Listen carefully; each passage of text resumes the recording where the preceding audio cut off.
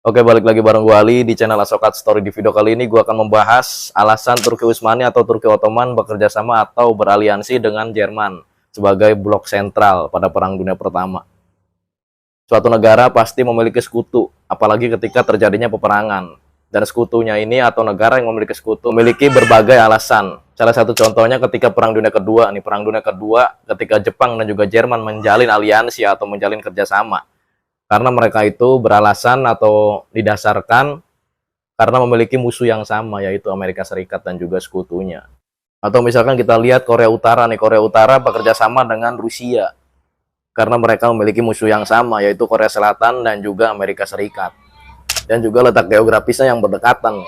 Ujungnya Rusia secara geografis, khususnya di Asia sana tuh, Asia, berarti Asia mana tuh? Asia Timur. Di Asia Timur itu kan ada Jepang sama Korea Utara tuh. Nah, kalau Korea Utara diserang sama Korsel, pastilah Rusia ngebantu. Karena apa? Karena letak geografisnya yang berdekatan. Bahasa gampangnya, kalau Korea Utara terancam, kalau Korea Utara hancur nih, Rusia juga sama ketularan kayak gitu.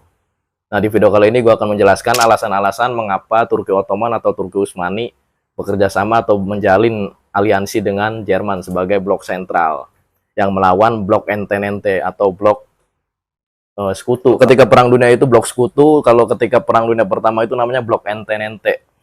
Pada tahun 1800 Jerman itu sudah memulai persahabatannya dengan Turki Utsmani. Karena ini bukan tanpa alasan nih. Karena Jerman tahu nih Turki Utsmani itu udah mulai porak-parit dan juga Turki Utsmani itu sebagai konsumen produk-produknya dia tuh di Eropa. Jadi bahasa gampangnya gini, kalau Turki Utsmani pesan kayak rel kereta api pasti ke Jerman tuh pada saat itu. Balik lagi ke alasan Turki Utsmani bekerja sama dengan blok sentral yaitu Jerman. Alasan pertama adalah karena memiliki musuh yang sama. Musuh yang sama siapa? Yaitu blok Entente atau blok sekutu pada Perang Dunia Kedua tuh. Kita sebut aja blok sekutu lah gampangnya. Blok sekutu ini ketika Perang Dunia Pertama ada Inggris, Perancis dan juga Italia. Cuman di sini Italia bersikap defensif nih. Jadi dia nggak terlalu banyak nyerang, dia cuma bertahan aja. Nah, di sini karena Inggris sama Prancis dan juga Amerika banyak bercokol di negara-negara Timur Tengah. Yang mana notabene di Timur Tengah ini kan kekuasaannya atau teritorial geografisnya Kesultanan Turki Utsmani yang mulai menyempit. Karena tadi itu karena menjamurnya antek-anteknya sekutu tuh, negara-negara jajahan sekutu. Kayak misalkan negara jajahannya Prancis, negara jajahannya Inggris tuh udah banyak tuh di Timur Tengah. Jerman yang melihat kondisi seperti ini nih, dia berinisiatif nih, atau dia tuh kayak mikir lah, wah kayaknya yang bagus nih kalau gue jadiin sekutu nih Turki Utsmani nih. Karena Jerman memandang atau melihat kan musuh dia tuh sama tuh kan, Inggris, Perancis, sama Amerika, sama dengan Turki. Turki juga sama kan, negaranya lagi diobrak-abrik nih, atau geografisnya lagi diobrak-abrik sama musuhnya Jerman juga, yaitu Perancis, Inggris dan juga Amerika. Cuman Amerika sebenarnya ikutnya tuh belakangan, nggak awal-awal perang, enggak. Amerika ikut Perang Dunia Pertama itu karena kapal layar Amerika itu dibom oleh pihak Jerman. Nah, di situ tuh banyak tuh warga-warga Amerika yang nggak tahu apa-apa. Di situ Amerika kesel. Nah, baru di situ Amerika mulai terlibat pada Perang Dunia Pertama. Dan juga seperti yang kita tahu, Perancis itu banyak jajahannya di Afrika. Sedangkan Afrika juga sama. Dulunya itu wilayah Kekaisaran Turki Utsmani. Jadi banyak di situ tuh bekas-bekas wilayah jajahan atau bahkan masih ada tuh negara-negara yang dianeksasi Turki Utsmani. Jerman juga sama, ada beberapa wilayahnya atau wilayah jajahannya yang ada di Afrika. Jadi ya wajar aja Jerman sangat senang ketika Turki Utsmani menjalin hubungannya. Padahal Turki Utsmani itu nggak benar-benar ikut dalam Perang Dunia Pertama. Jadi dia dulunya tuh pengennya netral Turki Utsmani ini. Apalagi dia udah babak belur nih ketika Perang Balkan 1 dan Perang Balkan 2 di dekat perbatasan Yunani sana. Jadi Turki Utsmani udah babak belur, dia mikir, wah gue netral aja lah. Karena alutsista gue udah babak belur, terus juga duit juga udah habis. Cuman Turki Utsmani di sini mikir lagi nih, kalau misalkan gue diem, gue netral, tetap aja bonyok juga negara gue. Jadi dia ikut aja lah. Apalagi backingannya Jerman juga kan, selaku blok sentralnya nih. Jerman kan lumayan tuh alutistanya, udah setara Inggris lah, setara Inggris. Jadi Turki Utsmani agak pede juga di situ tuh, dia mikir tuh, ya udah gue ikut aja lah, ngebantu Jerman kayak gitu. Alasan yang kedua adalah karena Turki merupakan sahabat Jerman sebelum Perang Dunia Pertama pecah. Jadi pada tahun 1800-an nih, Kaisar Wilhelm II itu sering berkunjung ke singgasananya Sultan Mahmud II pada saat itu, yaitu Sultan Utsmani sebelum eranya Sultan Abdul Hamid II.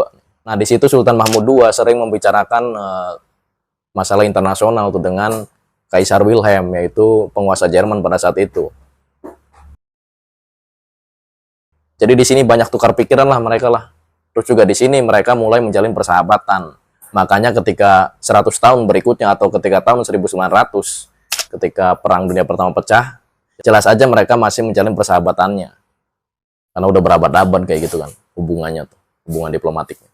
Alasan yang ketiga mengapa Turki Ottoman menjalin kerjasama atau beraliansi dengan Jerman pada Perang Dunia Pertama adalah karena Turki merupakan produsen produk-produk Jerman. Seperti yang di awal durasi tadi tuh gue bilang tuh, kalau misalkan gak ada rel kereta api atau rel kereta apinya rusak, Turki pesan ke Jerman. Atau misalkan mau modifikasi kapal nih, atau mau bikin jembatan, bilang ke Jerman. Makanya Turki Utsmani bekerja sama dengan Jerman. Jerman pun sama nih, dia nggak mau kehilangan konsumennya. Karena kalau Turki Utsmani nggak kerja sama Jerman, siapa yang beli produknya dia, kayak gitu gampangnya. Jerman juga pasti kebingungan juga nih, kalau Turki Utsmani nggak menjalin kerjasama dengan Jerman.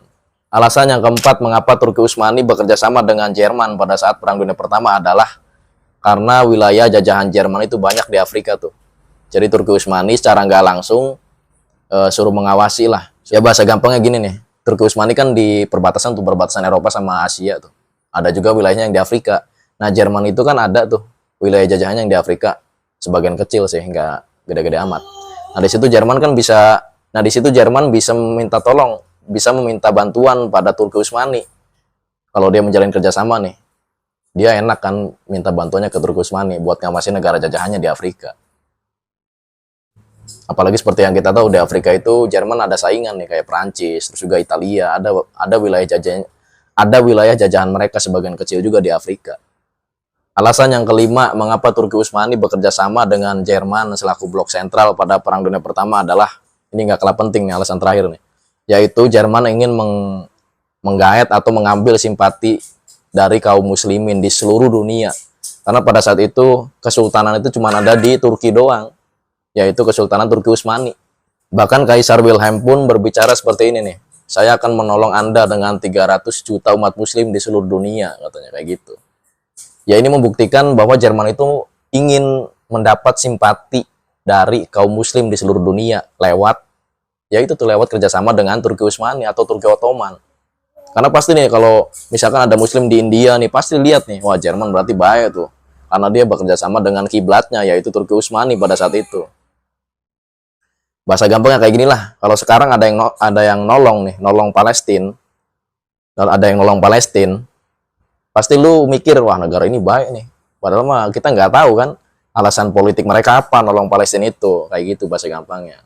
Buat lu yang ingin menambahkan, silakan tambahkan di kolom komentar di bawah. Dan buat lu yang suka dengan video gue, pasti udah klik tombol subscribe dan logo bel yang ada di sampingnya gue Ali. Kita ketemu di video berikutnya. Terima kasih.